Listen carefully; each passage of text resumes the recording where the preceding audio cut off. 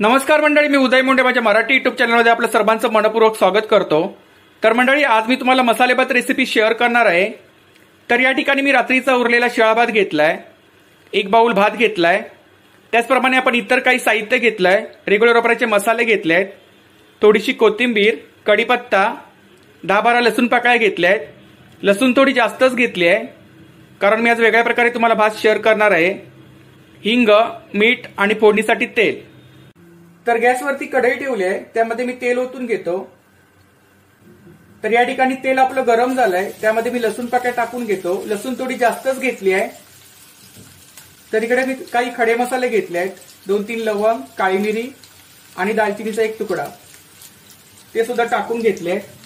तर आता मी हिरवी मिरची वगैरे काही टाकणार नाही आहे, लाल तिखटमध्ये भात बनवणार आहे। कोकणामध्ये विशेषतः उरलेला रात्रीचा शिळा भात असतो, तो तव्यावरती अशा प्रकारे परतला जातो। कांदा टाकून सुद्धा आम्ही भात बनवतो, पण आज मी लसणामध्ये भात बनवणार आहे। तर तुम्ही सुद्धा अशा प्रकारे नक्की ट्राय करा। आता आपण त्यामध्ये हिंग टाकून घेऊया। लसूण आपण लालसर करून घेतली आहे, त्यामध्ये आता आपण रेग्युलर वापराचे मसाले टाकून घेऊया। अर्धा टीस्पून एव्हरेस्ट लाल तिखट, पाव टीस्पून काश्मीरी लाल तिखट, थोडीशी हळद, पाव टीस्पून धना-जिरा पावडर आणि पाव टीस्पून गरम मसाला।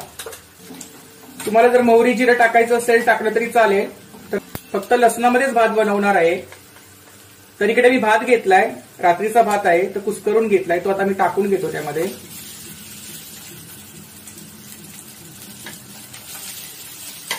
कांदा, मोहरी, जिरं वगैरे टाकून तो मी वेगळ्या प्रकारे पिवळा भात बनवतो।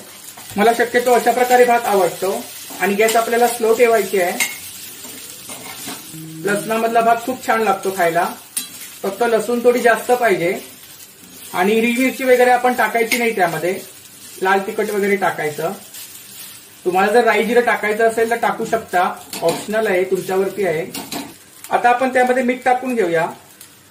तर अर्धा टीस्पून मी मीठ टाकत आहे। तर अशा प्रकारे आता आपण व्यवस्थित सर्व मिक्स करून घेतलाय भात। जर कधी आपल्याला भाजी वगैरे, डाळ वगैरे बनवायचा कंटाळा येतो, तर झटकीपट अशा प्रकारे भात तयार होतो। आपण टिफिनला वगैरे सुद्धा नेऊ शकता। तर आता आपण सर्वात शेवटी बारीक चिरलेली कोथिंबीर टाकून घेऊया। तर तुम्ही सुद्धा अशा प्रकारे नक्की ट्राय करा आणि नक्की सांगा तुम्हाला मसाले भात कसा वाटला। तर इकडे आता मी भात प्लेटमध्ये सर्व्हिंग करतोय। तर इकडे आता मी भात प्लेटमध्ये सर्व्हिंग केलाय। तर तुम्ही सुद्धा भात खायला या आणि नक्की सांगा तुम्हाला आजची रेसिपी कशी वाटली आणि असाच सपोर्ट राहू द्या। धन्यवाद।